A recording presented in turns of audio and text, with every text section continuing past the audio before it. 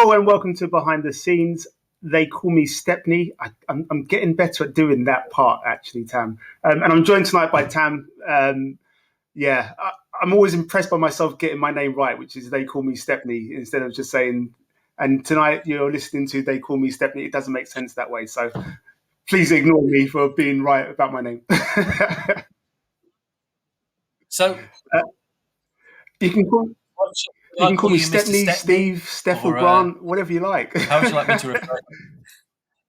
Yeah, anything beginning with S. That's how it usually goes. Keep it in. So, Tam, think of some as we go along. I know who you are, but I don't know who you are. And this is why we're having this conversation. Yes. And if you don't mind, Tam, right, tell us a little bit about who you are. Who is Tam? Of course, mate. Well, I am a videographer based in Cornwall, but I've also done work in the States. I've been sort of professionally doing this for the last 14 years, but I've always made videos since I was a kid, even on a crappy little DV camera, just always loved doing stuff like that. But I started off as a musician, left school, and was in all sorts of bands, and used to do a bit of the session scene in London, and touring with bands. Was with several bands with record deals. So that's where I started off, sort of in the music industry and working in record companies and recording studios, and gradually just that sort of started to kind of fade away because it was just harder to make money in that industry. And really just getting into making videos for people was a total accident. A friend of mine saw a video that I'd made for one of my songs that I'd written years ago and said, "Oh, do you do that for other people?" And I had never even thought about that, and said, "Well, I guess I could do." And that's how it began, this sort of transitioned from music into film, which is really, it's quite natural. I'm sure there's the similarities on in both fields. They cross over quite frequently, and that's kind of how I got started on it. And yeah, it's been 14 years of doing it professionally, and it's great because the music background helps. If a client wants a piece of music, I can also provide that as well. So as well as the shooting, the editing, graphics, animation, even voiceovers, doing scripts for people, all that stuff. So it really is everything in-house. And it's, as I say, I'm based down here in Cornwall primarily, although I do go, up to London to do projects and, all over the place. Wherever I'm called, someone just flashes the bat signal and I'm there. Yeah. I mean, that's kind of, I guess, sort of obviously, I know you from sort of medium-sized the music side of things. I've been to some of your shows, and I was always very impressed that you were somebody that could play many instruments. What can you play?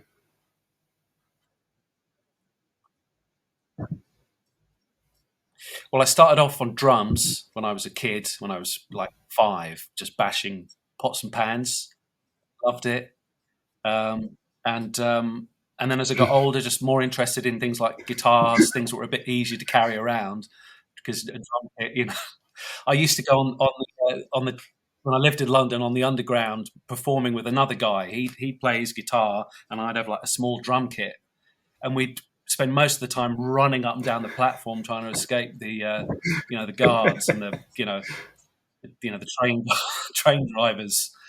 So I thought, okay, maybe it's time to switch instruments, so I've got something I can easily pick up and run with. So yeah, I got into playing guitar and keyboards as well, and along with that, songwriting. So yeah, I guess when I, the first time I met you was probably at that time when I was sort of writing songs and doing my own thing. And you may know this wonderful backing singer, well, I should say lead singer, really, that used Casey? to Is that be in right? my band. She made an appearance. That's right. Yeah, I'm glad you remember her. She has not, but she will be coming on. Has she been on the podcast? And she will be doing, because obviously with her, like yourself, she's done multiple things in and around the industry. So I will be having Casey on because she's gone from singer, actress to makeup artist. Is it MUA? Mua? Muha? Amazing. It's brilliant. Yeah, I've been watching her Instagram. Always sort of see these amazing posts come up. I mean, it's just suddenly seemed to have happened. She's like, "Oh, I'm doing So this now." yeah, And it's brilliant, so brilliant we've seeing covered her work. some of the instruments you played. Tell us a bit more about the music side of things. What Yeah. first got you into it? How did you what was it like being up on stage and performing? Because you were writing your own stuff, so it's got a certain satisfaction from it, surely. Yeah,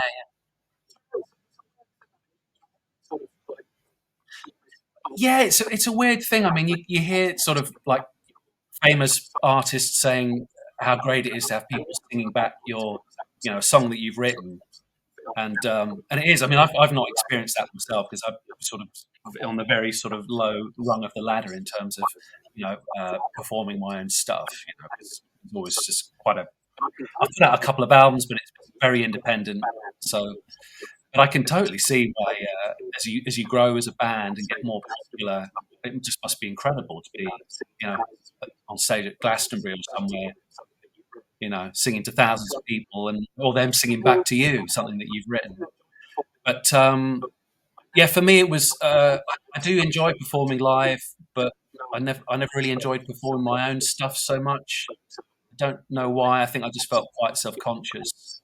But playing with other people's bands, love doing that, or covers bands. Really enjoy that a lot. Sort of been playing other, singing other people's songs. In terms of my own stuff, I love being in the studio. That's my real love. Being creating stuff. Putting things together, and obviously being able to play different instruments. It's great fun because you don't. It's different with the band because you can kind of grow together and pitch up ideas in real time and see the song kind of organically grow. If you're a solo musician, you have an idea in your head, but it's still like a bit of a Yeah. jigsaw puzzle. You don't really know till the end, if it's going to work. You're kind of, sort of, imagining what it might sound like. And I love that feeling when you get to the end of something and hear it fully formed. And so yes, but I mean, the sort of in terms of the first love of it, my father's a guitarist. He's worked with Elton John since the early '70s, so I've been around that whole thing my whole life. And my uncle was also a guitarist. He's sort of was a big session player in the '70s and '80s, played on all sorts of stuff. So I think it was unavoidable, really. It was always around studios, always around backstage gigs, and just loved the atmosphere. You see, So the it's love was, interesting to hear was that there for as long as I can remember. that you were in and around it from a young age, which is, I'm assuming, one of the reasons that you got into it. It inspired you to, want to get involved in that. It's been different for a lot of people I've spoken to, but again, it's been similar for a lot of people that I've spoken to, and it'd be interesting to know if there was a time that you said you said you're about 5 years old and you were in and around that. Was there a particular person that inspired you to go, yeah, you know what, this is something that I like, and you look back and go, yeah, it was at this moment.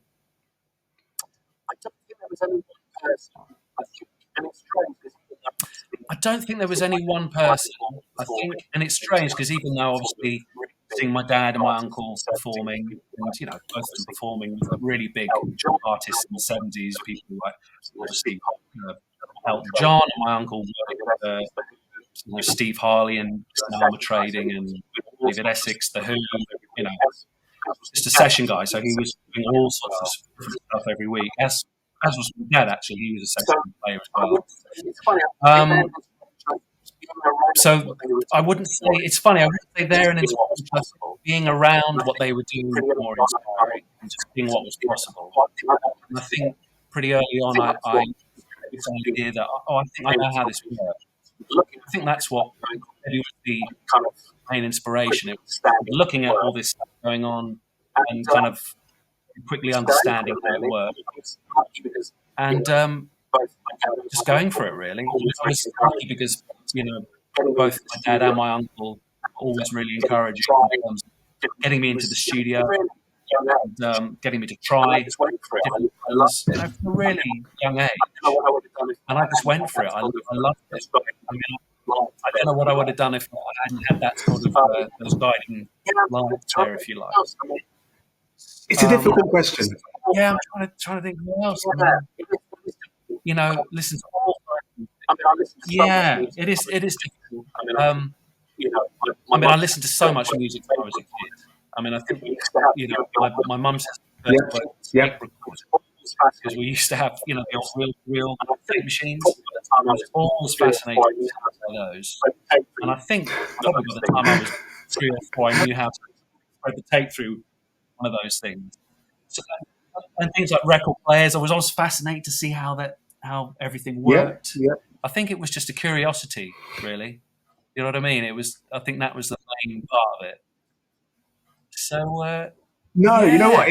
It's I'm kind of the only reason why I always try and chuck that one in there is because I say one person, and everybody goes, "Oh, if one person, it's a difficult one." There's this person, there's that person, and it's people from different industries a lot of the time. So I saw somebody doing this, and I heard them doing that, and I thought, yeah, I could do something like this. Or I read this story, and I thought, yeah, I could write a book, and it's interesting to hear where the influences come from, because a lot of times it's multiple influences, and I think for a few people I've spoken to, definitely, it comes from somebody close to them. So a dad, an uncle, a mum, a dad. I said dad twice. I don't know why.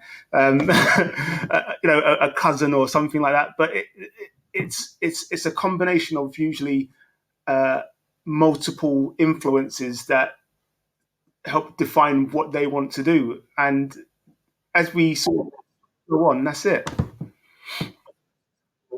I think that's it, mate.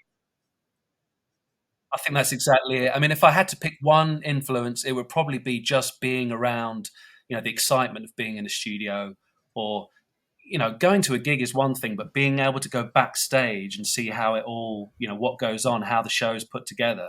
It's like, it's magic, it's like another world, and it's so intoxicating, I think. And I think I really was drawn to that. And obviously the drums, I'd always watch, Elton John's drummer, Nigel, when I was a kid, and just, was really attracted to that, the drums immediately, just loved it, just rhythm and everything about it. I just, was always hitting things, banging the couch or whatever. So when I got my first drum kit, it was like, wow, the poor neighbours, it was a different story for them. Must have driven them up the wall. But another thing that's just popped into my head actually was seeing a couple of things on TV when I was very young that probably gave me a bit of a push. And one was seeing, they used to show sort of live gigs, I think on BBC Two. It was like a series, it'd happen every Saturday or whatever. And they showed AC/DC one time. And I can remember watching this gig. I must have been, I don't know how old I was, must have been like 5 or something, like 4 or 5, but I still remember it. And it was just amazing. It's just the excitement of watching this band and the sound. And I remember at the end of the gig, I've just got this memory of Angus Young going off stage and then coming back on, and he's got like an SG stuck through his chest. It was like some sort of, obviously, they'd made this thing. But I really believed it was like, Mum, look, he's been stabbed with a guitar. And that stuck in my head for a long time. And I think around the same time, I remember seeing Queen's Bohemian Rhapsody video on Top of the Pops, and that made a massive impression. That really stuck with me. I can remember watching that, and I think just the music was incredible as it was. That I just loved Queen, still do. But it was the video. It's like, how are they doing that? Because it was, that was technology way ahead of its time.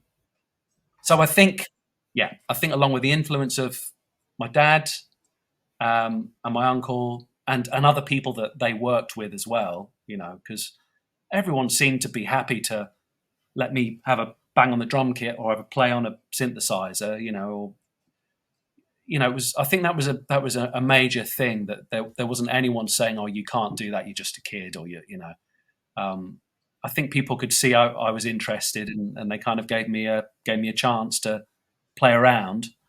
And yeah, that those two instances of See, things on it's TV that interesting you just were mentioned like, wow, the Bohemian Rhapsody So video, because it's an iconic video. It's something that has been mimicked afterwards as well. And it's something that if you watch, I like watching a lot of comedy stuff, and usually something like Family Guy or something will mimic that video because it's brilliant. It's timeless. It's absolutely timeless. And totally, yeah, again, it's inspired people to go, this is what I want to do. I either want to make music or I'm writing comedy, but this inspired me because I remember it so well, even as a young person, and it's there. So yeah, great video. We all love a bit of Queen. I don't think you won't find many people that don't like Queen. I mean, uh, it's so many great songs. yeah. I mean, they're just one of those bands. And I love, yeah, great songs, and it's interesting because sometimes it's quite hard to. I mean, I think when I was growing up, I think there was an idea of what a Queen fan would be like, and I think a lot of people would put them in the same bracket as Thin Lizzy, and they would like Thin Lizzy as well as Queen, and maybe other not really metal bands, more the sort of rock bands of that era. But nowadays, I mean, I met someone the other day that turned out she was a massive Queen fan, would never have imagined it. So I think that's really cool. I think it's really cool, a band that really crosses over, Yeah, different styles of music. Because I guess they kind of I mean, tried a bit of everything, didn't they? They were one of those bands, one great scene you I'll know, always remember, and it's only just because I've watched yeah, this film all over the probably place. out of every film I've ever watched. I've watched Wayne's World about a billion times, so I can take you through it scene by scene. But it's when they're in the Murphmobile and they start singing, and yeah, It's iconic, isn't it?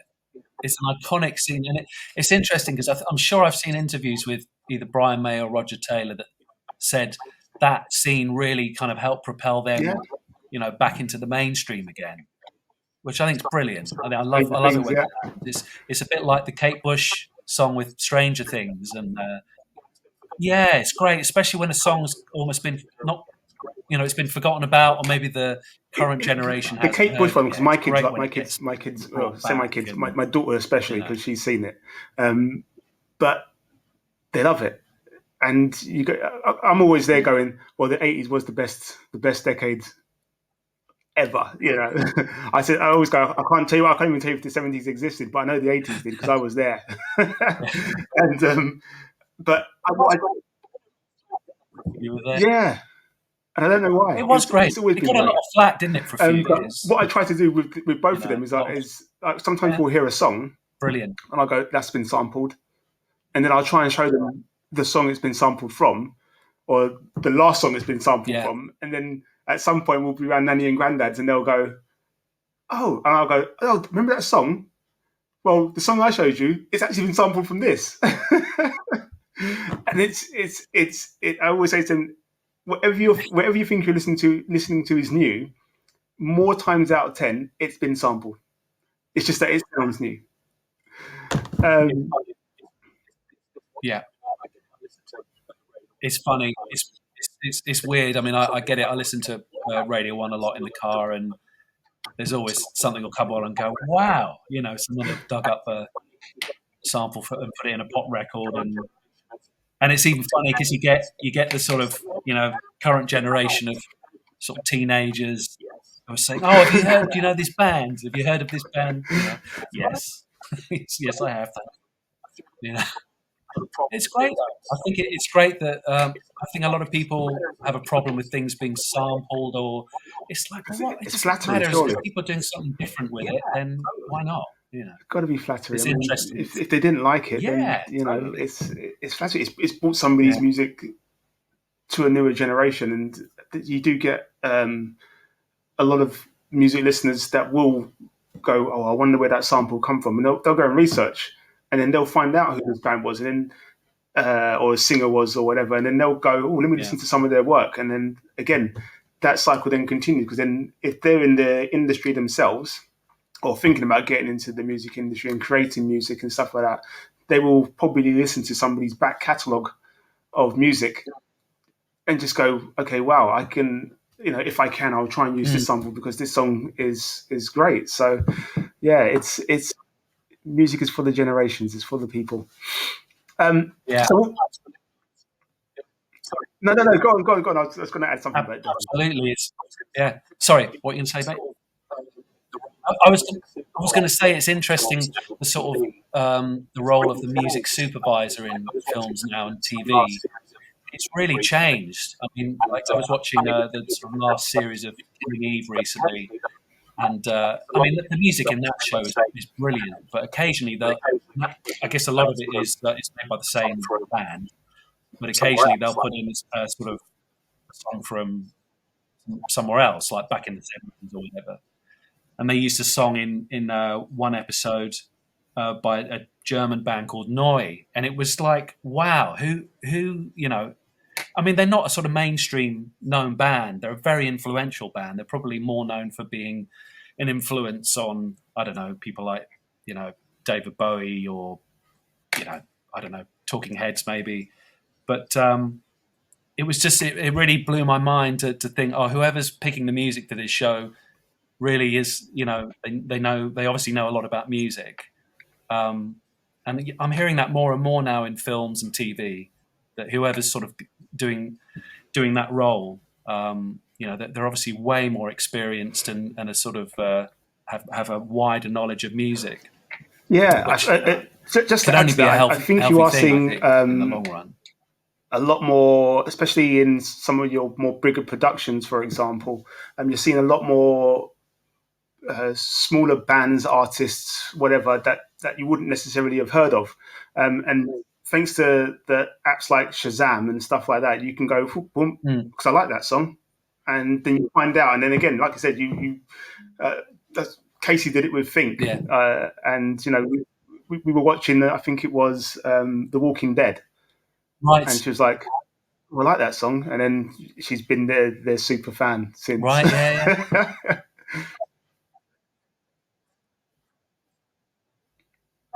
It's brilliant. I mean, you can remember what it was like trying to find a song that you'd heard on TV. It was a lot harder back in the old days. And it's just, with, like you say, with Shazam, it's so much easier to track down a track that you hear in a film or on TV. It used to be a nightmare. Press record. Trying to find these things. Wait, rewind it. Oh, wait, you can't use this tape. Put a bit of sellotape over the corners. Yeah. Along. Go to the record shop. Have you know the deal, man. Taping the top 40. No, mate. And you go a bit further and you go, oh, yeah.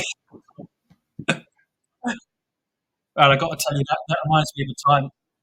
This reminds me of a time I did one of the most embarrassing things. I've done a lot of embarrassing things, I think, but this was pretty bad. I remember going into hearing a radio on the radio a track called "Why Can't We Live Together," and I thought it was Terry Thomas, but as music fans out there will know, it's Timmy Thomas.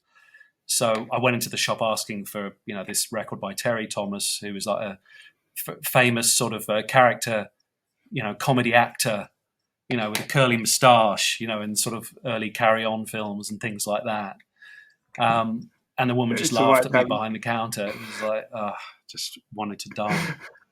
But you don't go through that anymore. You can Google it in private, and you can, it's all right. You can make your mistakes when before I you go used in to the DJ. record shop. I DJ'd garage, so I was a garage drum and bass for the DJ, and I heard Pink "There You Go" in garage first, because at this point I wasn't listening to Top of the Pops or anything like that. I was like, garage is life here. So this is what I'm playing and blah, blah, blah. My friend brought around a record. It was a Pink record. Yeah. I said to him, who's that? He's like, it's Pink. So me going, oh, yeah, Pink. Not knowing who Pink was.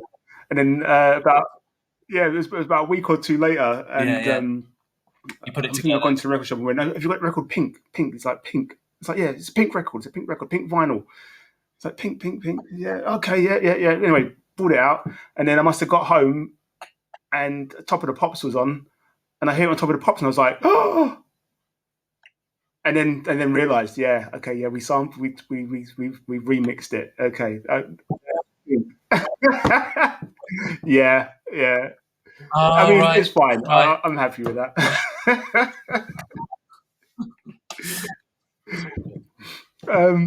Yeah. Really, man. Music is, like I said, music is definitely a good one because almost everybody has a song, and almost everybody has a song that gives them feeling. So it invokes emotions in us, whether it's a happy one or a sad one.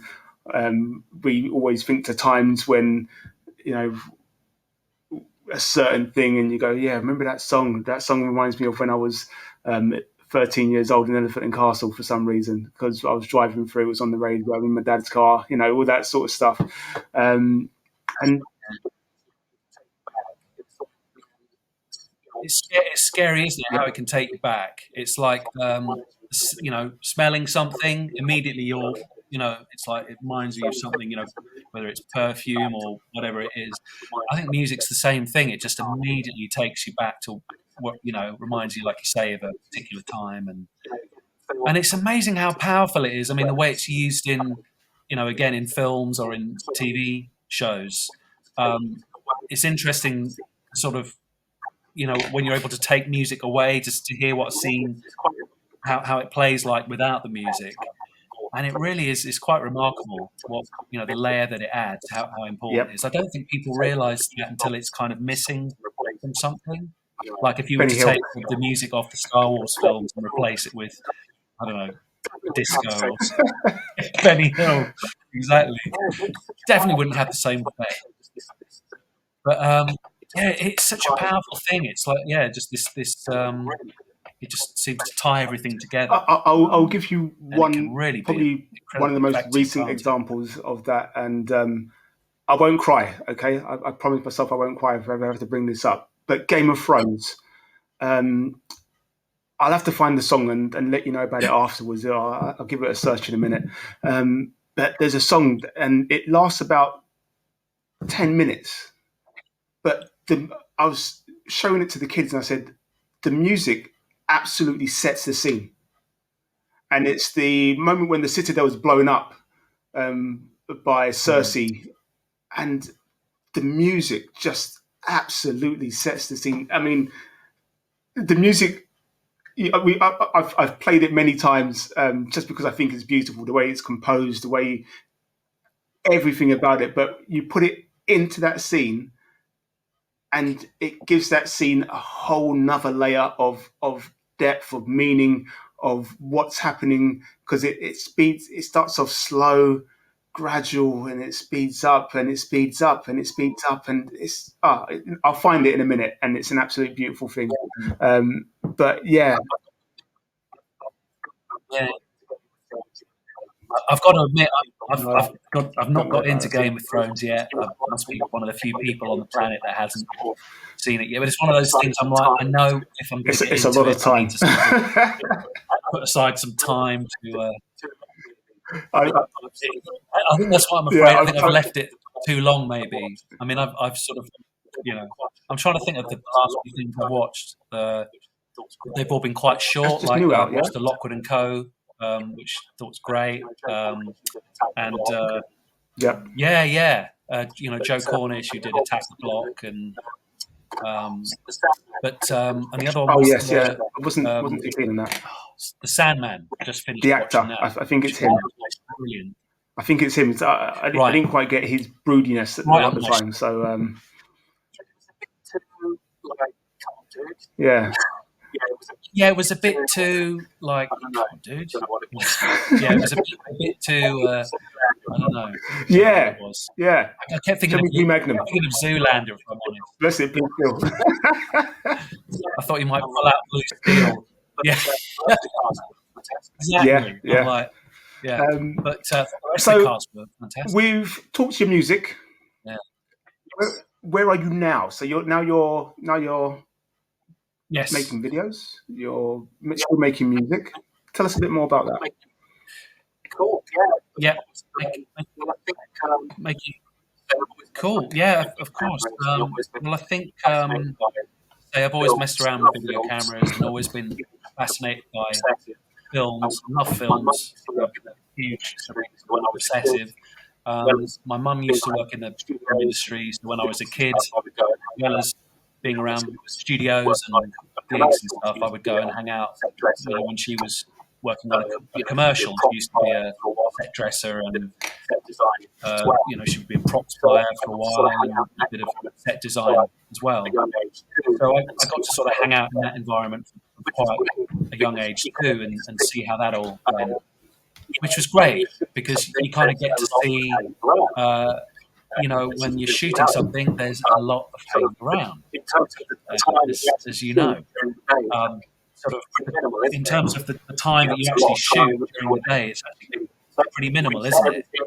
You know, there's a lot of time, you know, where they're needing to reset everything if they need to do multiple takes of something. And so that fascinated me, just seeing, okay, it doesn't just all happen in real time. You know, it has to be planned strategically, and everyone has a job, and there's lots of people on set. I mean, I think it's a funny thing because, you know, I would always watch credits and films and go, why do there have to be so many people? But it's only when you try and work on a project yourself, Yeah. you know, like a budget skeleton crew, you go, okay, that's why. You know, it's because all these people are, you know, they're specialists in their own area, whether they're, you know, a grip or, you know, cameraman or, you know, runners, whoever they are, you know, they're there to specifically do that job, and that's what makes the production what it is. You know, it's a professional, you know, properly done production. So as I say, I got exposed to that at quite a young age, you know, seeing how that all fitted together. And it was funny. I'm sure from around when I was about 10 years old, I always thought, I'm going to do this one day, you know, thinking one day music, I'll get bored of that, or that'll kind of run, you know, have run its course. And then I'll get into doing filmmaking. And, you know, lo and behold, that's exactly what's happened. So I think I always knew I was going to make the transition. But really, I first got into it just, as I say, doing videos for myself and, you know, bands that I was in, you know, just really stupid videos. I'll send you some links sometime. Some very funny, hilarious ones, you know, with like lots of DIY robot costumes and things like that. And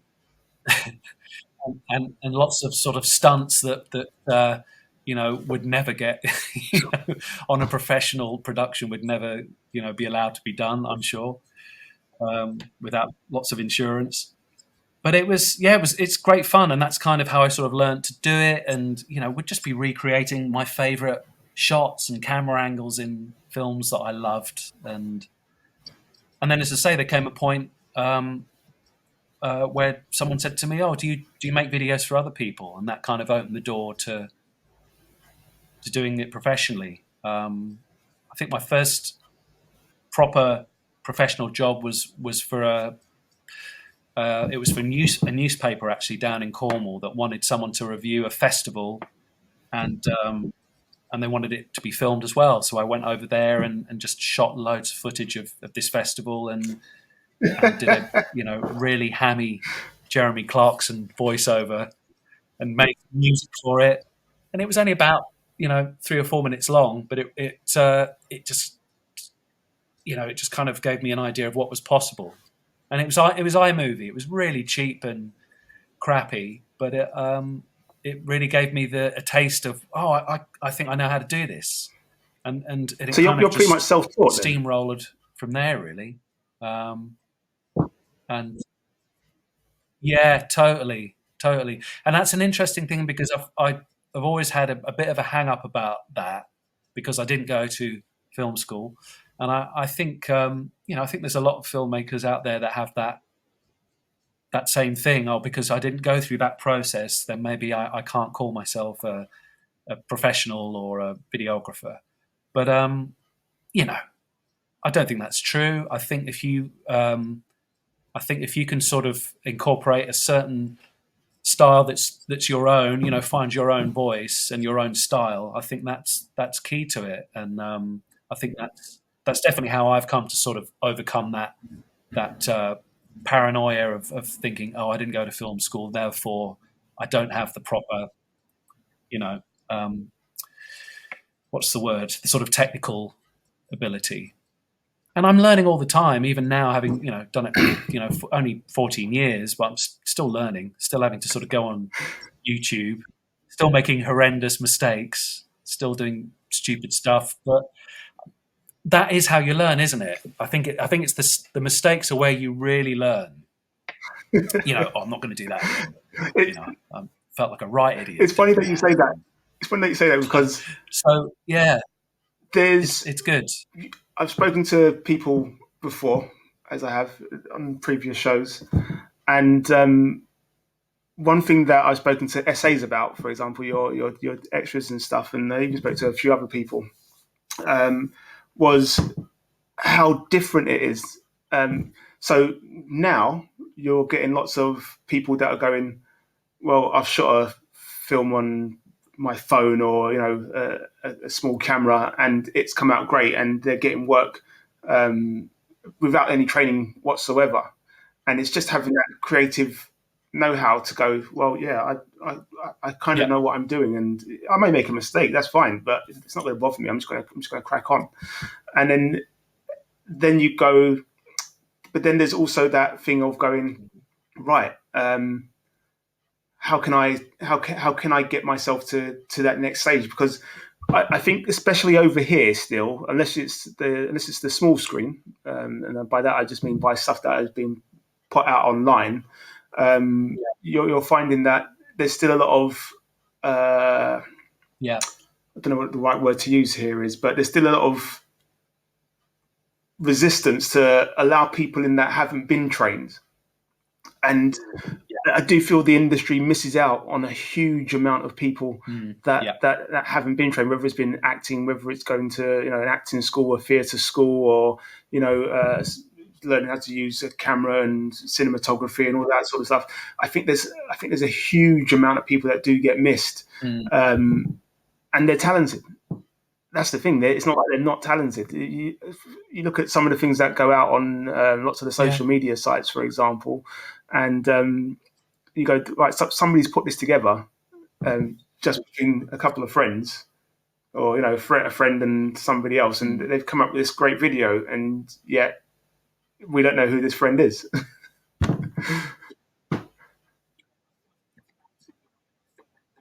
Yeah, yeah, I think you're absolutely right. I think that there has to be less of that, the sort of people guarding who can come in and who can't. And because, yeah, I can totally see that. A lot of people do get missed because, there is something about learning things your own way, picking something up your own way.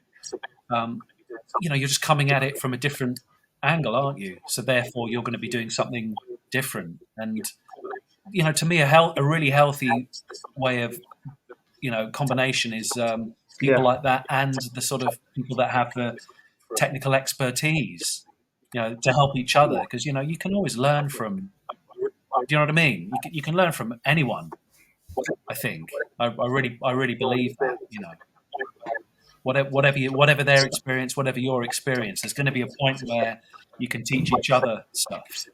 And yeah, it's a shame that, like you say, there is that resistance to letting the people in that are a bit more maverick and a bit more experimental, and because that's how it moves forward. I think that's how you get people like, I guess, Quentin Tarantino coming into the industry that are sort of just totally ripping up the previous rule book, and or really just kind of turning everything up to 11. That's Spinal kind of Tap his. reference.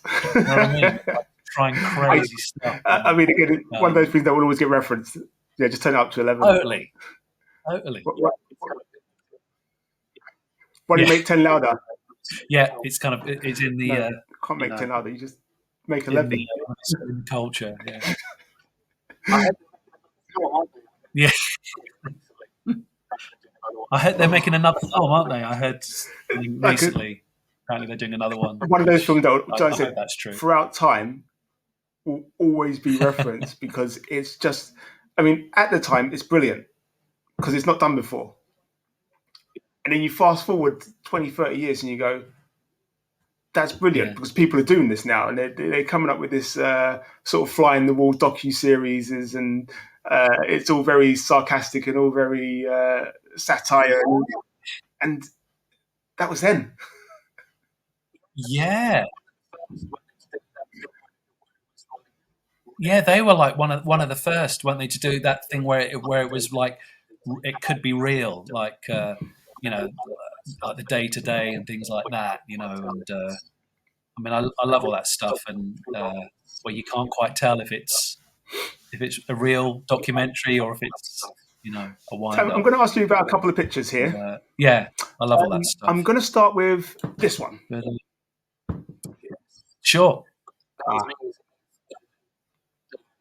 Yes, that was New Year's Eve, 2021, and this I do a lot of work for this company. They're a Cornwall-based company called Quick Panda Productions, and they do several festivals and events down here in Cornwall. And I'm sort of their, I guess, go-to camera person, and I do sort of animation work for them as well. So I do, I help them with their promotional videos, and then I sort of film various events. And this was their New Year's Eve event in 2021, and this was in the cathedral in Truro down in Cornwall, and it was just packed. You can't quite sort of see the full extent of how many people were there, but it was an amazing night. And we had another one last New Year's Eve, same venue, and that's me. That actually the picture was taken from my GoPro, which was up there, because it's just me doing these events. I'm sort of running around with various cameras, and often, there's a couple of GoPros with clamps, and I just sort of will find somewhere to clamp them up. And that's the night where it's a great we reached midnight and everyone went crazy, and then there was a silent disco. I mean, it's a great location, a cathedral. Silent disco. It's obviously got high ceilings, and that must just be mental. Yes, but the great thing is nowadays is that the sort of PAs nowadays they're sort of designed much better to sort of handle different acoustic environments. So surprisingly, the sound wasn't going all over the place. It was actually fairly controlled because of the PA system they had in there, I guess. And much more enjoyable. But yeah, they had a couple of bands on that night, and they had a couple of aerial performers. Yep. You can just see there's like a sort of red rope in the background. Can you see that? They had they had some aerial performers up there. So it was great. It was really high up and got some great footage of that. Yeah, just a brilliant environment. And then on sort of outside, they had a couple of marquees where they'd have other DJs playing. I know you're other things going on. I know you're doing your bit here. Cool. Were you noticed as much, or were people just concentrating on the experience?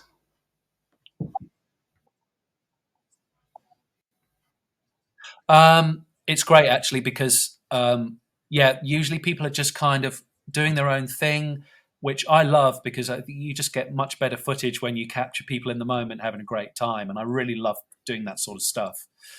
But occasionally, you go up to someone with a camera with a big wide angle lens on it, and they, if you're close to them, then they want to be on camera. But for me, the funniest thing is they always think it's photographs, and I always have to say it's video. I have to do that or something to sort of signal you got to move around, because they just stand there, with their drink, 2 minutes. And I'm like, no, it's film. You got to move. You got to do something. And they go, oh, okay. So I think I might get a hat made up or something that says it's video or something. Um, Maybe Vidiot.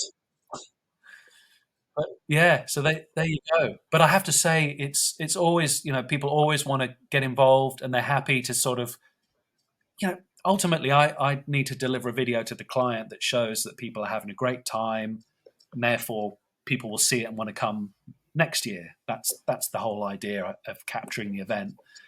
And I'm very lucky in that way that people are always responsive to the camera, and they want to smile, and they want to have their picture taken, and they want to it's great, it's perfect. I very rarely get someone going, I don't want you to film me. In fact, I don't think I've ever had it at one of their events. Usually everyone's up for a party and they want to be seen at the place. So it's great. And as I say, I do all sorts of different festivals for the same company. And it's always the same deal. The festivals are great. They have great bands on. We've got one of their festivals this year called the Great Estate. They've got Primal Scream coming to play, and a bunch of other artists. The Selector got playing as well. So they get all sorts of bands, and it's always really good bands and DJs and different performers, burlesque performers, all sorts of stuff. It's a great thing to be able to come and film, and I've been working with them for 5-6 years, I think now, and so it's great. So you get to know the crew. It's like being on a film set, isn't it, where you're working with the same crew again and again, and it's just easier to get the job done, I think, when you're working with people you're familiar with. And so that's New Year's Eve. It's brilliant. Yeah, so that's New Year's Eve.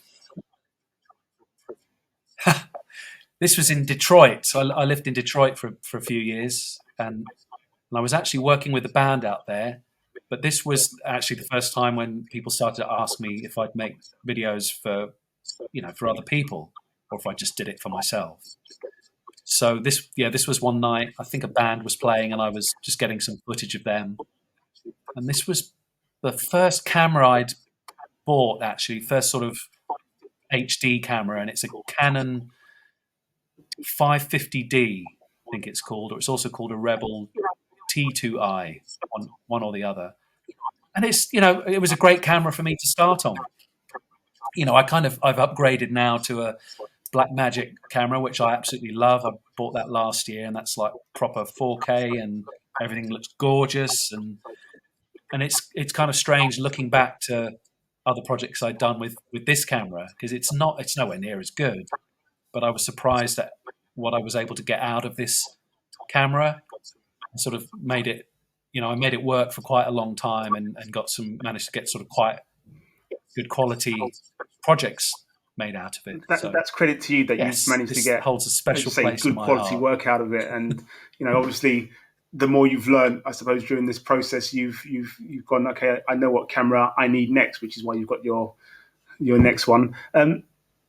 This next picture, I don't know. I mean, okay.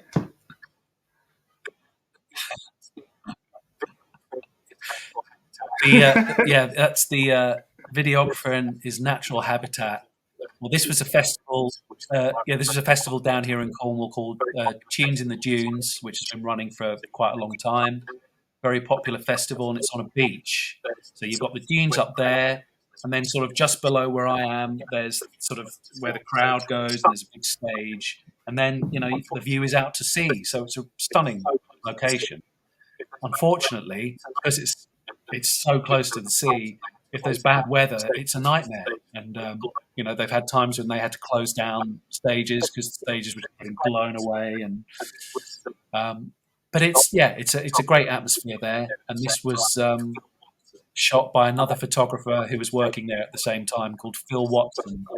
And I never get any photos taken of me while I'm working. And I love this one. It was always makes me smile. Makes me think of like David Attenborough or something. Here we have videographer Maximus in his natural habitat. But yes, always running up and down the dunes, and that's actually quite. That's probably sort of 25, 30 foot from up there to sort of go down the dune to where the main crowd is and the stage. So you're constantly running up and down all day because it's the best place to get crowd shots. Up there, it's just you get the whole thing. With loads of people in there having a great time. Perfect. So yeah, there you go. I'm going to leave you with this one question me in before we wrap things up. What would you say your most challenging experience has been, whether it be making music, performing music, or filming something? What has been your most challenging experience, and how have you overcome it? Okay, well, music, the first one that comes to mind is... Okay, well, music, the first one that comes to mind is 15 years. a few years ago. I was maybe going back 10, 15 years. I was doing a lot of work in France with a French singer called David Halliday, whose father was Johnny Halliday, who again was, massive singer in France. But David is also a huge artist in France in his own right. So I was touring with him for a few years, and it was great fun. I used to get terrible panic attacks getting on planes, things like that. And it was just a nightmare. It was, we'd have to sort of be, knocking back the drinks, sort of try and get on a plane, and it was just couldn't relax. And then it sort of would spill over to when we were doing gigs as well, and we were doing sort of big events. We did Live 8 with him in Paris at Versailles, which that was a big crowd, and TV as well, sort of millions of people watching. So having to do all that sort of stuff. I mean, it was exhausting as I'm sure anyone out there who sort of suffered with anxiety, especially if you're having to perform.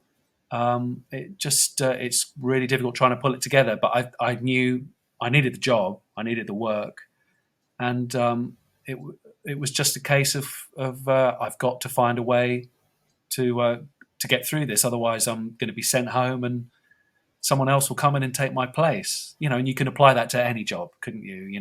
I think particularly in the film industry or the music industry, there's always someone there, quite happy to take that job, especially if it's a job that's, sort of a highly prized and sought after. But I have to say the other thing is the band and David, the artiste, was so supportive. They took the mickey a little bit sometimes, but that's just bad. That's the way it is, and that was a good thing because it kind of takes you out of the. I think the problem with anxiety sometimes, well, all the time, I think, is you kind of just focusing on yourself, and I think what you have to do is find a way to, get out of yourself in some way and kind of focus on what's going on around you, and not be so inward facing. I think that only makes it worse. So that was an issue, but managed to get through that. And then the film stuff, I think it's just been when things have been going wrong. I think it's interesting because I've done music for so long and been in so many bands and so many situations and done quite a bit of touring. I've sort of become quite, familiar when things are starting to go a bit left, and I think I'm quite good at stepping in and solving a problem. I'm still at that stage with filmmaking, and when there's an issue, I'm still learning how to kind of put the fires out without it being a total disaster and meltdown and people freaking out. And there's been a couple of situations in the last year actually that have happened. A job in London was particularly, I found particularly challenging. But again, it was just the person I was working with. We weren't a good match. There was a lot of miscommunication, and I think it's just the way it is sometimes. I think when those situations come up in your life, whatever you do, you've just got to kind of try and hit the pause button and go, right, okay, what's going on here? Is it me? Yeah. Am I being a dick or whatever? Sorry, am I allowed to swear?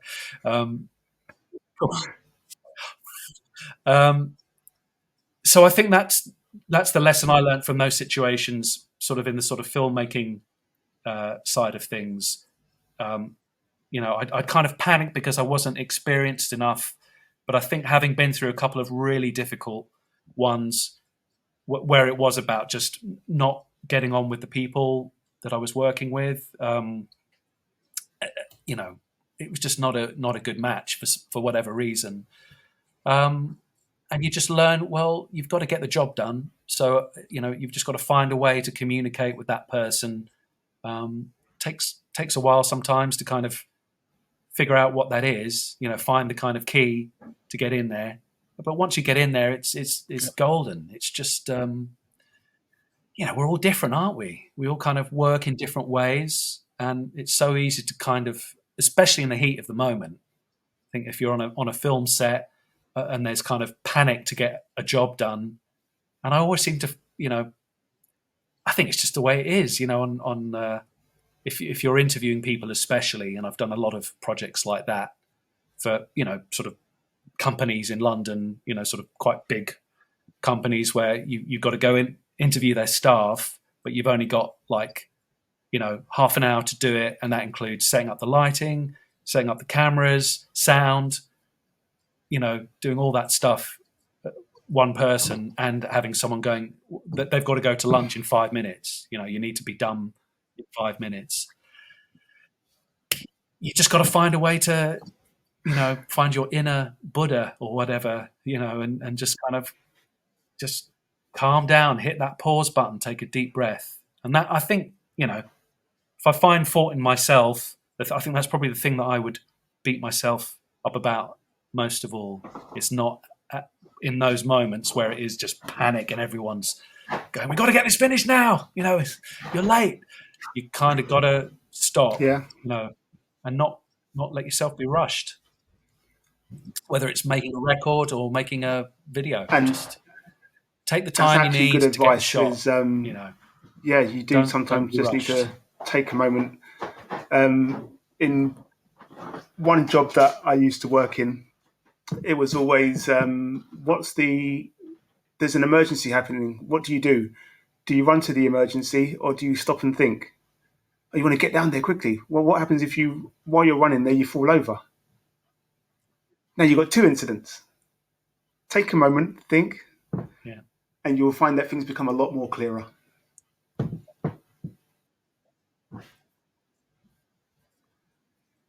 Wise words, mate.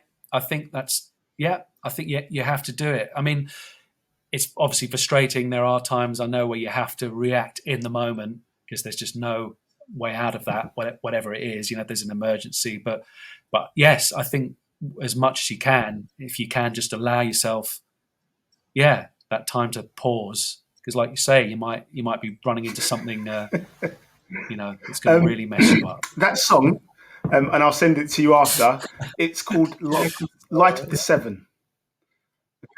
Light of the Seven. Oh, cool. Listen to it.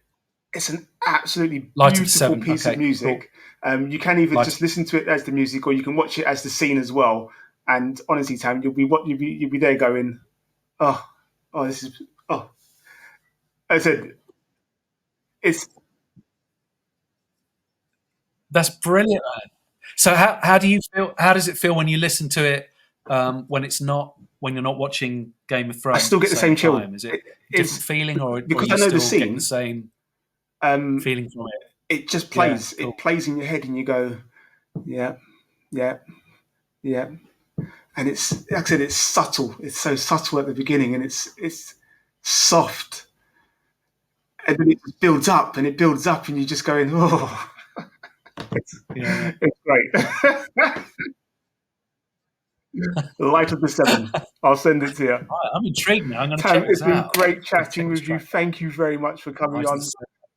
We'll have to do it again, and we'll find out how you've been and what's new and what's been happening. And it's been an absolute pleasure. Thank you very much for taking some time out. My pleasure, mate. Same here. I've really enjoyed it. They Call Me Stepney. Behind the scenes. Thank you very much.